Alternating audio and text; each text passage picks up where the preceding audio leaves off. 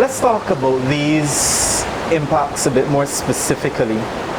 Barbados is seeing the impacts of climate change. What is that one, or maybe two or three, major impacts the Coastal Zone Management Unit is observing along its coastline that is of concern right now, or likely to be of concern to you in the future? No, well, I think we touched on them already. I think the biggest one obviously is beach erosion and potential beach erosion. The impacts from storm activity and increased storm activity, the impacts of coastal water quality impacting reef health, the impacts also from a climate change perspective in terms of the potential for accelerated sea level rise impacting the coastline. Now, the problem that you're faced with accelerated sea level rise is that once all the water from the glaciers gets into the ocean, is going to start to rise, and it's going to rise maybe faster in other areas than some, because it's not a uniform spread and mix, right? And therefore you can have a situation whereby, okay, those in the South Pacific are suffering now and they're complaining, but then by the turn of the century, all of a sudden we just notice a sharp rise of maybe 1/2 meter in water level around the island. That would then be accelerated, because sea level rise is supposed to be something that's supposed to be almost like slow and imperceptible, right? But when you see a sudden shift in the height of the water coming in, that then has an immediate impact on beaches, on coastal properties, on the need for changing how you're going to be managing and dealing with your coastline. So you have to plan for that now, which is what we've been doing. Point me to some areas in Barbados where the erosion is most evident based on your surveillance. Okay, erosion most evident on the west coast. That would be places like Roadview, St. Peter, Sherman's, coming on down, a small section of Fitz Village, and then on the south coast we've done some major work along here, so it wouldn't be too many south coast locations. Maxwell is one, and then into probably Atlantic shores. And then now we have the entire East Coast. If you get a chance, you should go and look at the East Coast. It's not what people think anymore. It has eroded significantly over the last 10 to 15 years, because that's the exposed side of the island. So that's raw Atlantic power whenever the ocean storms are passing, and that leads to penetration. Right now on the east coast of the island, also because that section of the island is hit by sargassum seaweed, we have a situation where when you get large sargassum depositions on the beaches, they erode the beach from underneath. So the mats come in and the water activity is taking place below the mat, eroding and scouring the beach, causing the sargassum to penetrate further inland all the time. And then that sand is being pushed off into the ocean, right, and being carried offshore.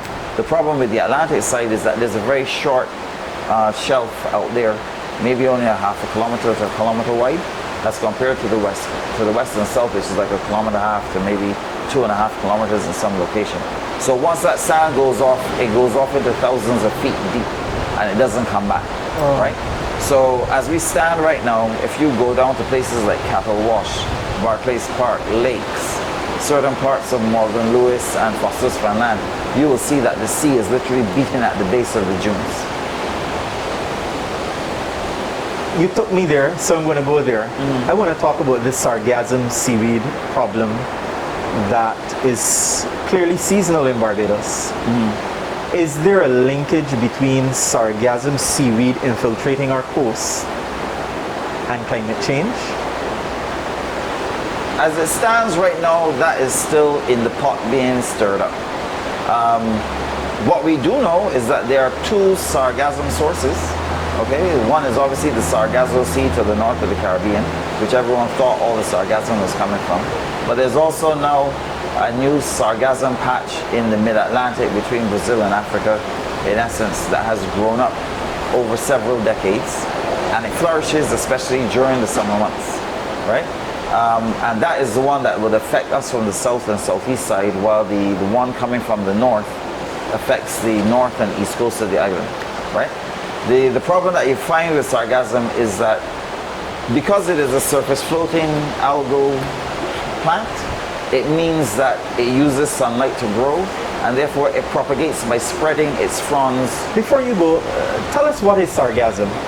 I don't want to assume that readers will know, but sargassum is simply a type of seaweed. Is that what it is? Is a form of free-floating seaweed that is found freely in the Atlantic Ocean, right?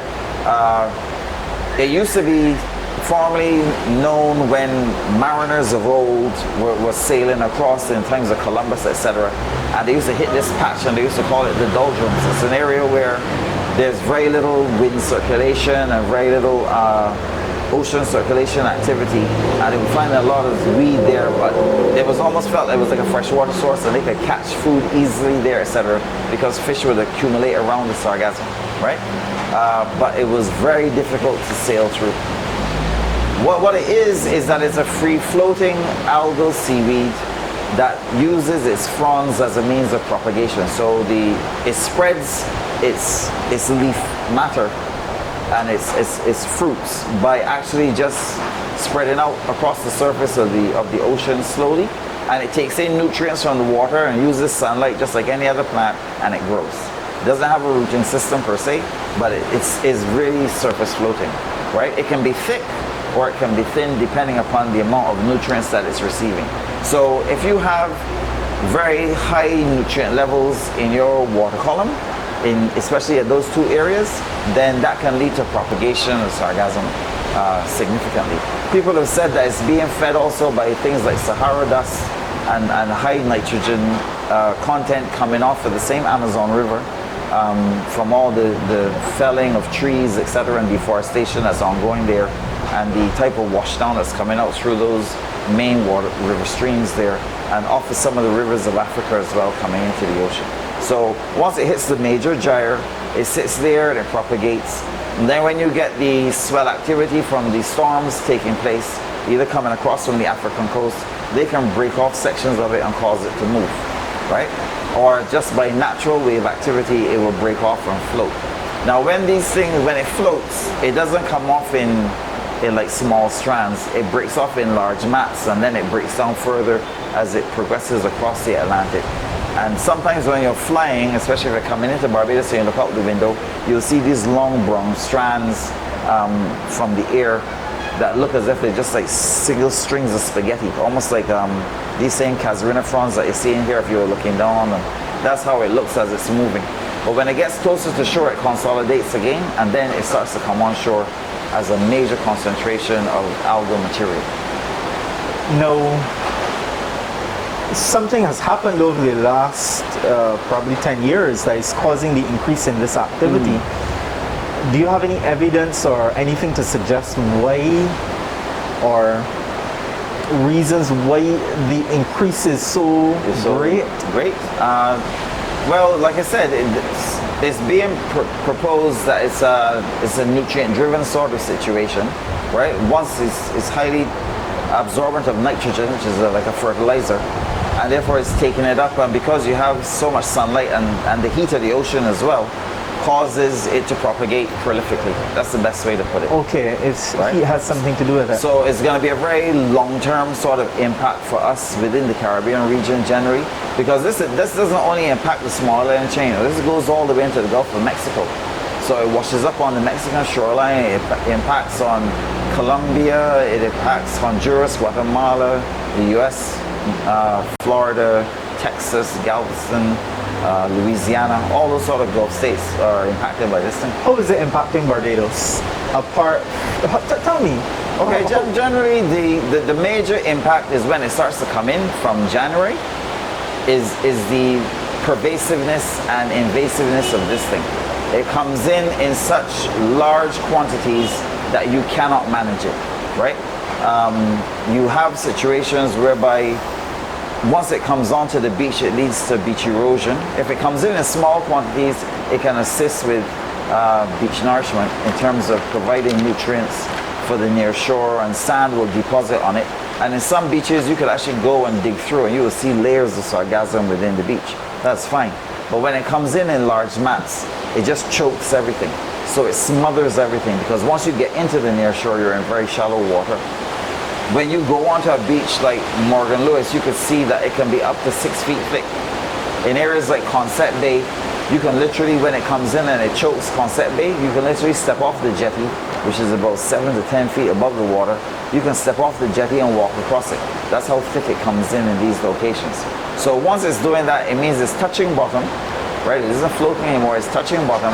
And if it's over reef areas, it poses this problem because it blocks sunlight, and the corals need sunlight to grow, right? It reduces the oxygen concentration in the water, which can lead to fish kills. It also, because of the volume of it, it smothers the reef, right? When it starts to die, it turns brown and lets go hydrogen sulfide gas, which is like the smell of rotten eggs. And therefore, that too poses a further water quality problem in terms of blocking sunlight, also causing a change in the chemistry of the nearshore waters that would pose a problem for the reef systems as well. And then it will also pose additional issues in terms of, like, from an economic perspective, you have to clean the beaches. Some people think that the fastest way to clean the beaches is to bring in heavy equipment and try and scoop it up. Well, when you start to scoop it up, you're taking a lot of sand with it, right? And that contributes then to beach erosion, because, you know, when you're being supervised, people will take their time and be careful to try to minimize as much sand as being placed, taken away. But when it needs to be done quickly, you bring in those bobcats, or you bring in the backhoes or the JCBs, and you start to just push the sand to scoop it up and get it in a truck to get it gone.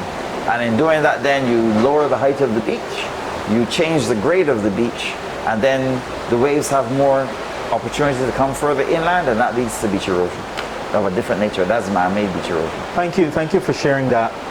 I want to talk now about mitigation and adaptation. We are experiencing, as you explained, the impacts of climate change, one of which is beach erosion, significant. You've identified some points across the island. Barbados can't simply do nothing. What is your department doing, Barbados doing, to mitigate and adapt to the impact of beach erosion in the past, presently, and what are the plans for the future? Okay, so in the 1990s, the Coastal Zone Management Unit recognized that climate change was real. Okay, and our former director, Dr. Leonard Nurse, he was part of the international panel, the Intergovernmental Panel on Climate Change at the UN. And we then started from then to look at what needed to be done to integrate climate change considerations into coastal engineering design. So the first set of projects that we built in the 90s, like the Rockley Breakwater, the breakwaters at Weston Fish Market, the reef reinforcement that we did by the Cubana Monument in Paynes Bay. Those were climate initiatives that we looked at, where we considered the impacts of increased storminess, increased wave height, sea level rise, etc. And then we designed those structures to accommodate that. Since then, that's all we've been doing in all of our coastal engineering design. So for all of our projects that we've done, including this Richard Haynes Boardwalk, the 2 accessways in Whole Town, the work that we did outside Oistins at Welch's, we've looked at in trying to ensure that climate change adaptation considerations are built into all of our designs. In order to do that, we don't do that in-house, obviously. We have to call in consultants that have a strong reputation in coastal engineering and a demonstrable practice of firm environmental, ecological, and sound principles for engineering as well. And we then did numerical and physical modeling, which is that you actually build a model of the structure, test it using the wave data that you've collected to test to see how it can be done. We've tried to accommodate in all of our structures things for like ensuring that if the sea level rises at least a minimum of 1 meter, the structures will be able to accommodate that. We build for Category 3, low Category 4 hurricane storm waves, right? All of the beaches that we build are nourished and then ensured that we try to have that level of nourishment in there to act as a natural defense, right? So we don't allow natural nourishment to occur after we build the structure. And then We've also tried to ensure that the public is made aware. So people who fall within our project areas are brought on board from very early that you are in a high-risk area. We're planning to do this work, and we want to make sure that you understand what's going to be taking place, not only in the construction of the work, but why we're doing it to protect and help preserve the coastline for the island. Thank you for sharing that. We are here right now on the Richard Haynes Boardwalk in Barbados along the south coast, Hastings, Christchurch.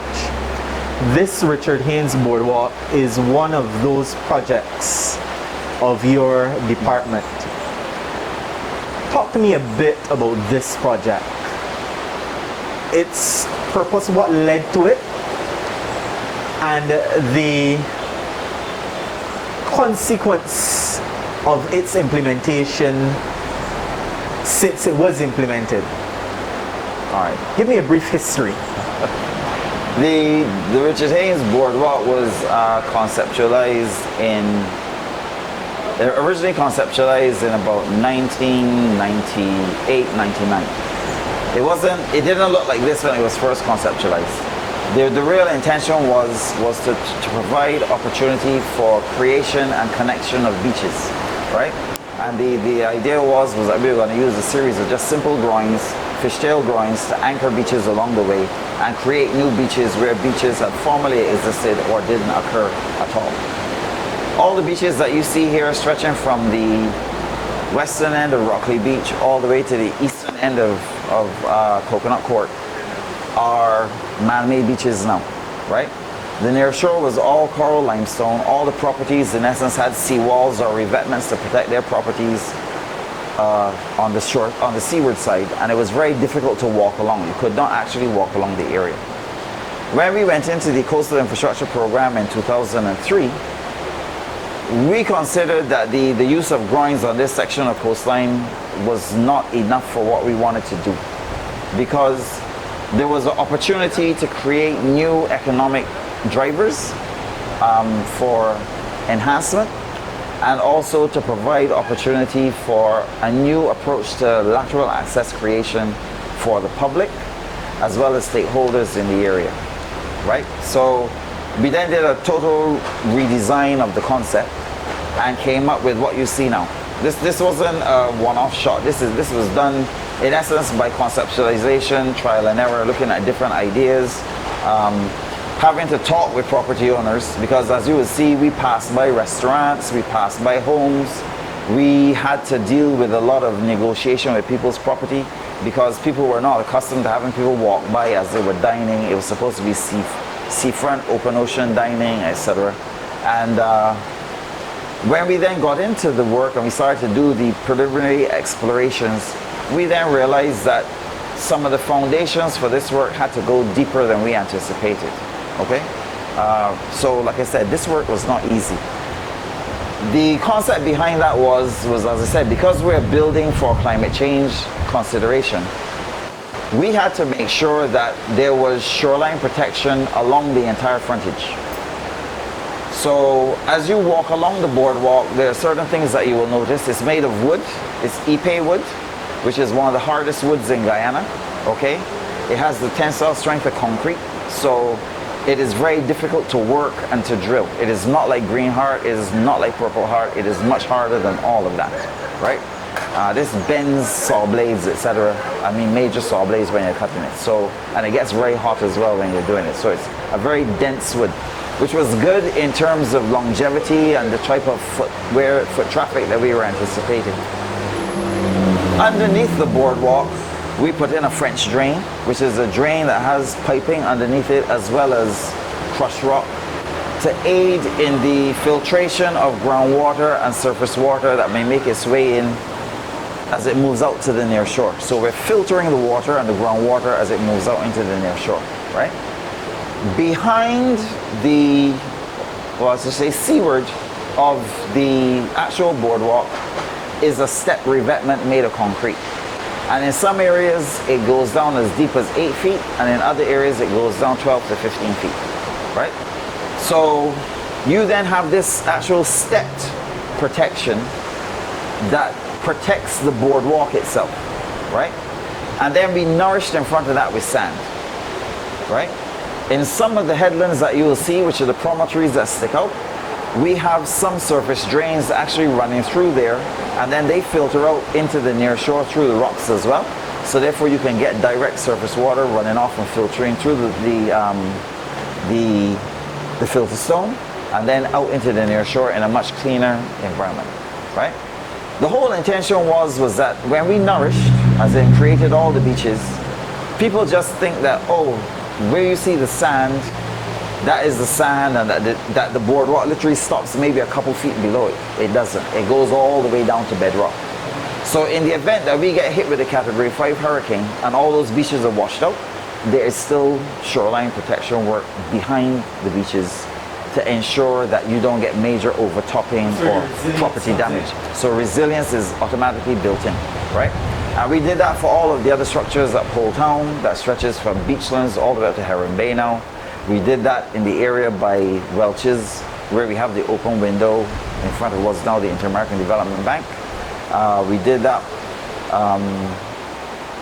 There's another place that we did it that isn't coming to mind right now, but those are the main projects where we have done that sort of work. So resilience is embedded in all that we are doing. But this encroachment of sand being washed away is a natural way of action. Right. Pushing the wave. Yeah. So ordinarily, you see how the sand is piled up here? This beach should be the same level as this. So this was when we officially launched it in 2012. That was when it was fully completed and Prime Minister Stewart opened it, right? And so Richard, this would be an example of a headland. Yeah, this is a headland. Headland here. Right, and it wraps around the same way for all of them. So in essence, if you start at one end and run to the other end, and you take the most direct route, which is the straight line, right?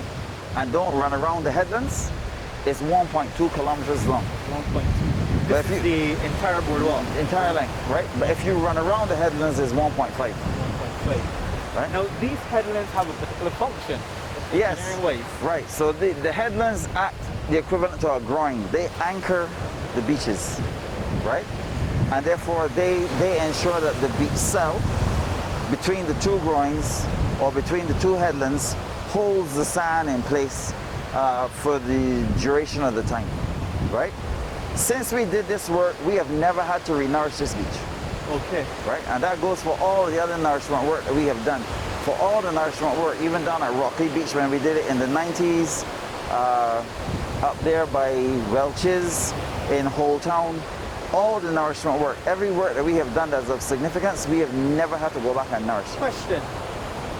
Had the coastal zone management not implemented this project when it did, paint a picture of what this area of coastal land could have looked like today in the absence of this structure, this project? It would have pretty much remained in the same status that it was before. The only difference would have been that the property owners would have been asking for more significant coastal protection structures. So where KFC is, to the east of that was Alamanda Hotel, and they had a revetment, right? They had a revetment, and what they would have then done is they would have requested a larger revetment in front of their property. KFC had a seawall, but they would have probably asked for a revetment. In essence, just to keep the sea off. Okay. Because the sea used to beat at the KFC seawall and go up in the casuarina trees. That's how hard it used to be hitting and splashing up, right? So what we've done now is, because we've created this opportunity, this means now that they don't have to worry about that, okay? Right? We've also tried to ensure that because of the beaches, it provided a new nesting habitat for turtles. So turtles nest up here profusely. And one thing you'll note too is that right now there are no lights on the boardwalk. So the issue of turtle lighting and like, you know, turtle hatchlings being attracted towards the light and not going out to the ocean is something that doesn't take place here. Obviously, some people at the time were concerned for security, etc. But as you've seen, the police patrol it on the segways during the day and sometimes at night as well. Well, now that we're going back into an active tourist season, it will be patrolled at night again. And what we're looking to do soon is to look to the introduction of cameras along the boardwalk to deal with additional security, especially at night. So These things take time, but that's what we've done, and that's what we're looking to do. How long now since this project was completed? This project was completed in 2007, 2008, so it's about 13 to 14 years old in total. Are you happy, you and your department are happy that it is doing what it was intended to do? Yes, we're ecstatic. I mean, like, the amount of resistance that we got when this was being built was astronomical, to say the least. Principally because people thought it was too big, it was too not obtuse, but obstructive, it didn't look the part, etc. But what we told them was there's several things that when you look at this structure as well, you have to bear in mind. There's a lot of engineering work. It has to be able to carry a small van or a bobcat on it in terms of its structural integrity because of the type of work that has to be done for maintenance, right? So certain times of the year we have to take up the boards and clean out all the sand that has washed over or overtopped during the year and fallen into where the filter drain is, right? We got to take that out and put it back on the beach.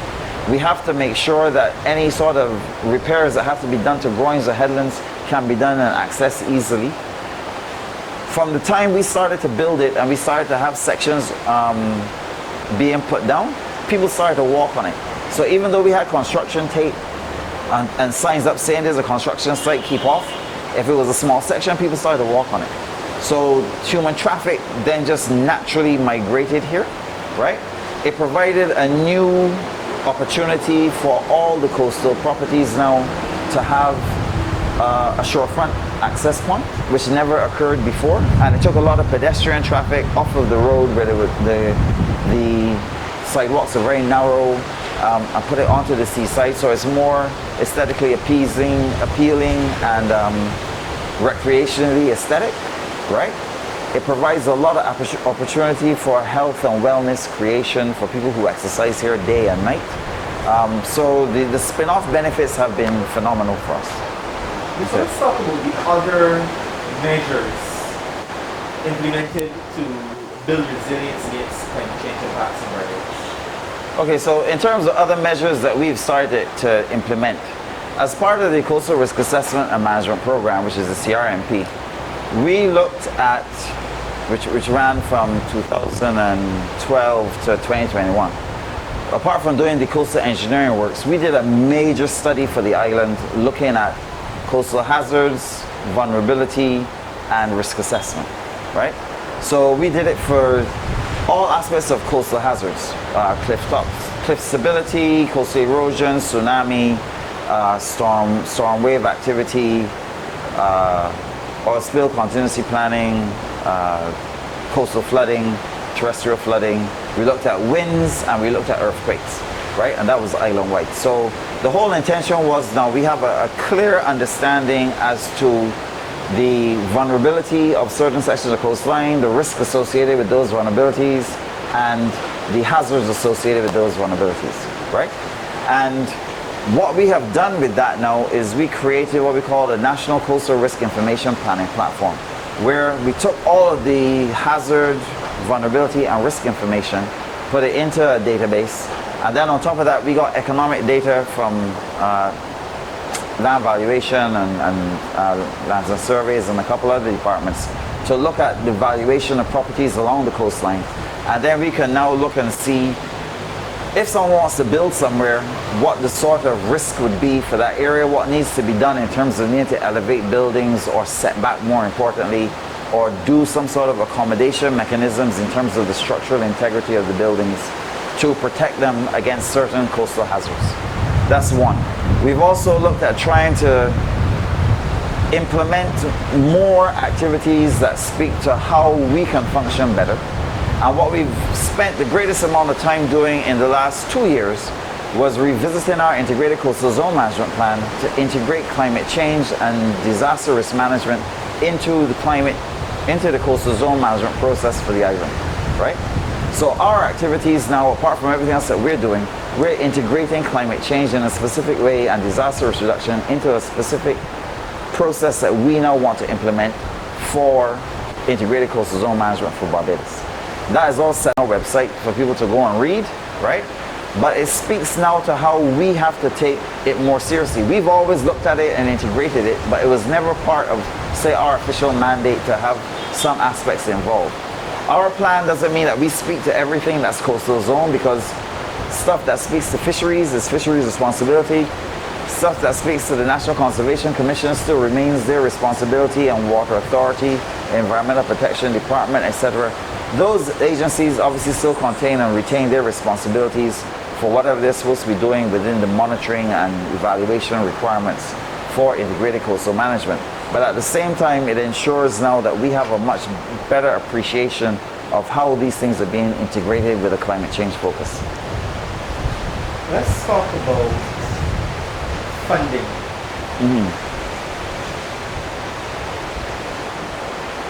What more needs to be done to be adequately prepared for future impacts? In your opinion, what more needs to be done? Well, what are some needs being assessed? I think that we're at the stage now where there's always a lot more that needs to be done, okay?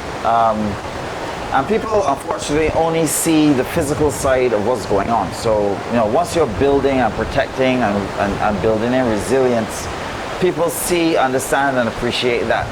But we're led by science, okay? We've always been science-driven from the time we started. So there's need for more science from our end now to speak more towards ecosystem service valuation, to look more at a revisit to the ecosystem health of the general ecosystems around the island itself and the marine environment, right? As it stands right now, we do 5-year surveys of 49 reefs along the west and south coast of the island, looking at reef health, and that's been done since 1982. So we have one of the longest monitoring programs for coral reef monitoring in the Caribbean, right? And it's done every 5 years to look at changes and trends. But now we have to start getting into other aspects. So like we have a keen interest in looking at things like ocean acidification. We're looking at things like carbon sequestration in the future. We also have to start looking at the economic valuation of risk, so that can start to play a greater role in terms of the economic development of the country, and integrating it into the economic activities more so than just looking at the physical dollar value, but starting to put those sort of values on it. So that's where we're starting to try to go now. But I mean, those also speak to other agencies. Obviously, Ministry of Economic Affairs, etc., has a major role to play there. Other entities that deal with investment also have a major role to play. There's also, we are the tail end of the government's new focus, which is what they call roof to reef, where all activities that takes place inland have an impact on the coastline, and therefore if you can do things like rainfall capture and driving it to ground early, so you reduce the amount of coastal flooding, but you can allow for greater recharge of aquifers, that can be done. If you can look to secure and protect the homes and residences of persons to ensure then that they won't be blown off when hurricanes and storms pass by, that builds resilience in there. If they are then able to use photovoltaic electricity to help power their systems to reduce the overall cost of their own electricity bill, then that means then that you're reducing the overall need for fossil fuel to be powering the island, etc. So there's a lot of things that go on there. We also deal closely with how drainage works, impact on the coastline and runoff, etc. So there's a lot of interconnectivity that goes on along the way. Is there a need for greater, perhaps international funding, donor funding? Yes, there is. There is. Not only in terms of the construction component, as I said, but more so in terms of adaptation. That is essential. That's the only way we can get out of this. But also in terms of other aspects of research. We've recently gotten a technical assistance grant from the Japanese fund of the Inter-American Development Bank to look at how we can build increased resilience within some of the activities that we're doing as we prepare to move into the next phase of the Coastal Conservation Program for Barbados, right? That will be our 7th project that we'll be working with the IDB on. And in doing that, we're hoping that these sources of activities that we're going to be pursuing for the next 18 months or so will help guide and chart the way forward in that respect. and also help us to not only look to see how we can better prioritize our own internal activities, but more importantly, identify how best we can source and seek funding for doing the major works that we have to do. What is the value of the Japanese funds, grant funds? 500, this is about 500,000 US dollars or a little more. Okay.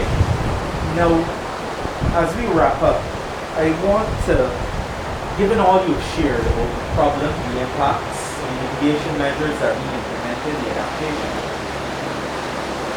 how does this trickle down to the man and woman walking along the street, heading to work? How does this reach down to the average Barbadian citizen?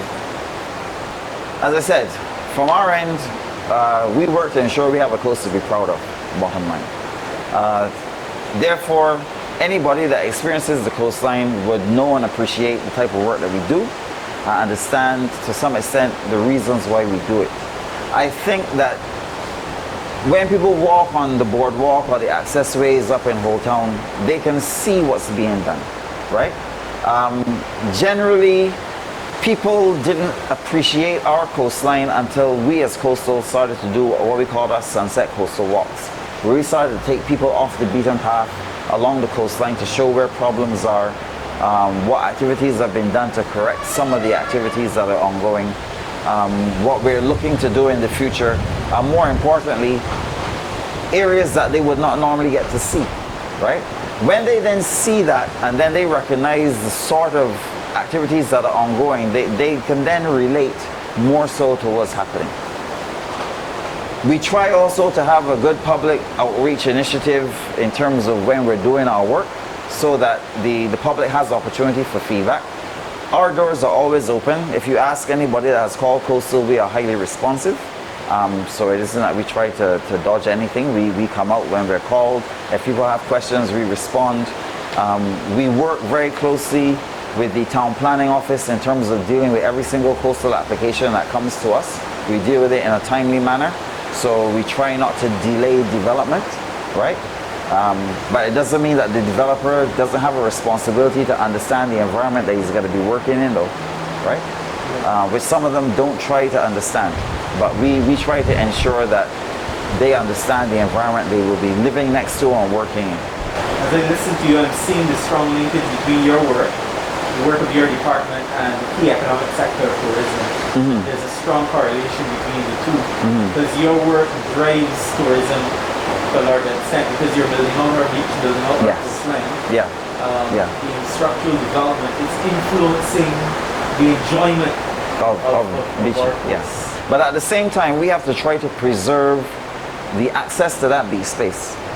Okay, because you know we're seeing more and more that people are trying to take control of beach space in an inopportune way, which is a little concerning. So, as in the case that you will see here, all of the boardwalk is freely accessible and open to the public. You're not allowed to put anything on it to block or impede access, etc.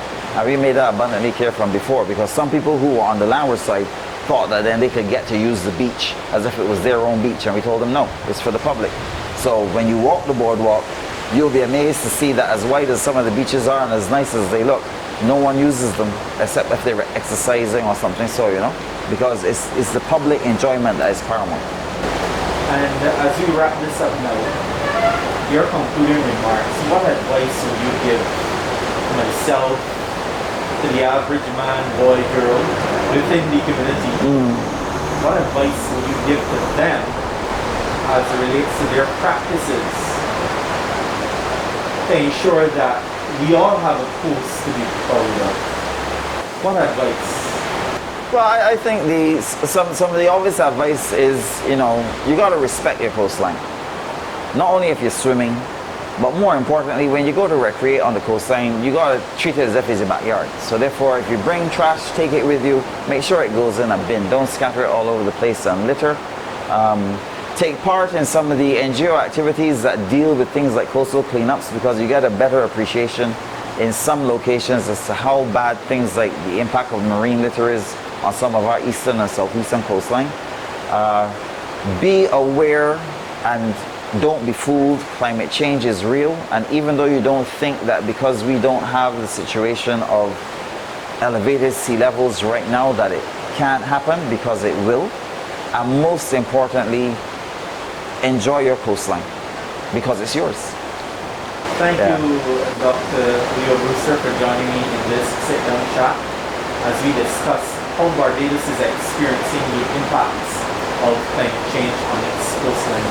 You've shared much, I've learned much, and I'm sure our viewers and our readers will find value in what you have shared, as together we commit to ensuring that we all have a coast in Barbados. So again, thank you to you and your department. Thanks a lot for having me, and I really enjoyed it. You know, it's good to do these sort of things so the public understands. Thank you so much.